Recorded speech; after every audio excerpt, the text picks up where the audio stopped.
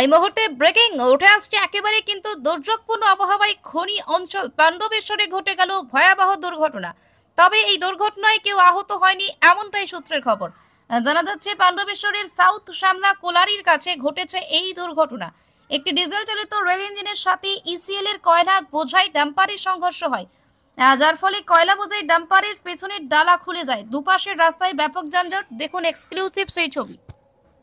কি ঘটনা ঘটেছে দাদা? ঘটনা এইটুকু, মানে যতটুকু আমার জানা, আমি প্রেজেন্ট ছিলাম না। আমি আসার পর দেখছি কি ওখানে একটা কয়লা ট্রেলার আর সরকারি গাড়ি বেরোচ্ছিল, মানে ইঞ্জিন বেরোচ্ছিল। তো সরকারি ইঞ্জিনের সঙ্গে যে পাবলিক মানে এসএলএ ডাম্পার লেগে যাওয়ার পর ব্যাক ডালাটা খুলে যায় আর কিছু মাল পড়ে যায়। আর কিছু তোমার যে ওই যে সরকারি যে ইঞ্জিনটা আছে ওই ইঞ্জিনটারও কিছু ক্ষতি।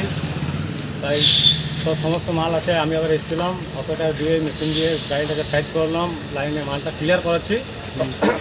তখন তো পর্যন্ত রেজাল্ট এইটুকুই। কটার সময় হয়েছে? হয়তো জাস্ট আমি এসেছি এখানটায় 10:30 বাজে। আমি এসেছি 10:40-এ। আচ্ছা, আমার আসা এখানে মোটামুটি তোমার 20-22 মিনিট হয়ে গেছে, ঠিক আছে, এইটুকুর মধ্যে। আচ্ছা, কি মানে কোন ট্রেন ডিজেলটাই কি ধাক্কা মেরেছে নাকি?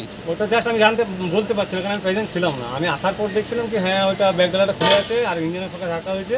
আর ওখানে প্রায় 1.5 টনের মতো মাল পড়ে আছে, এসএলএ মাল যেটা, সেটা পড়ে আছে। আচ্ছা, যানজট হয়েছে নাকি রাস্তায়? হ্যাঁ, রাস্তায় পুরো জাম লেগে আছে, এইদিকেও জাম লেগে আছে, ওই সাউথ কলেজের ওই সাইডেও জাম লেগে আছে, পুরোটাই জাম আছে। চেষ্টা ক্ষয়ক্ষতি কি রয়েছে?